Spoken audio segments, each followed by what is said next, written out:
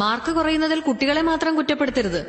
മക്കളുണ്ടാവാൻ ധ്യാനത്തിനും തീർത്ഥാടനത്തിനും പോകുന്ന ദമ്പതികൾ കാരണം തേടി ദൈവത്തോളം ചെല്ലണമെന്നില്ല. പൊള്ളാച്ചിയിലെ മൈസൂരിലെയും കൃഷിസ്ഥലങ്ങളിൽ അതിനുള്ള ഉത്തരം കിടപ്പുണ്ട്. കേരളത്തിലേക്ക് അയക്കുന്ന പച്ചക്കറികളിൽ കുത്തിവെക്കുന്ന ഹോർമോണുകളുടെയും ആന്റിബയോട്ടിക്കുകളുടെയും രൂപത്തിൽ. കണക്കുകൾ അവിടെയും തീരുന്നില്ല. 50% കഴിഞ്ഞ 10 വർഷത്തിനിടയിൽ കേരളത്തിലെ ക്യാൻസർ ബാധിതരുടെ വർധനാ നിരക്ക്. ഇവിടെ ഇന്നീ കൂടിയിരിക്കുന്ന നമ്മുടെ ബന്ധുക്കളിലോ പരിചയക്കാരിലോ ഒരാൾക്കെങ്കിലും ക്യാൻസർ ഉണ്ടായിട്ടുണ്ടെന്ന് അർത്ഥം. ആ എണ്ണം ഇനിയും കൂടുമെന്നതും പ്രൂവൺ സ്റ്റാറ്റിസ്റ്റിക്സ്.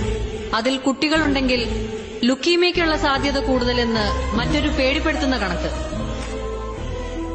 ഇല്ല സർ, ജിമ്മിൽ കൊടുക്കുന്ന പണം കൊണ്ട് മാത്രം ആ പട്ടികയിൽ നിന്ന് ഒഴിവാകാൻ പറ്റില്ല. അതിന് ആഹാരം നന്നാവണം. ആഹാരം നന്നാവണമെങ്കിൽ വേറെ ഒരു കുറുക്കുവഴിയുമില്ല. വീണ്ടും മണ്ണിലേക്ക് ഇറങ്ങണം.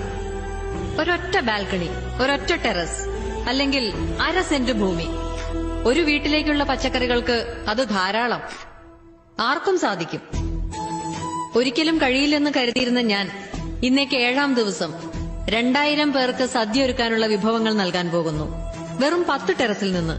ഈ വേദിയിൽ എനിക്ക് പറയാനുള്ളത്, ഒരു വീടോ ഒരു ഫ്ളാറ്റോ ഒരു സ്ഥാപനമോ എന്ത് നിങ്ങൾ പണിയുമ്പോഴും കൃഷിക്കുള്ള സ്ഥലവും അതിലുണ്ടാവട്ടെ.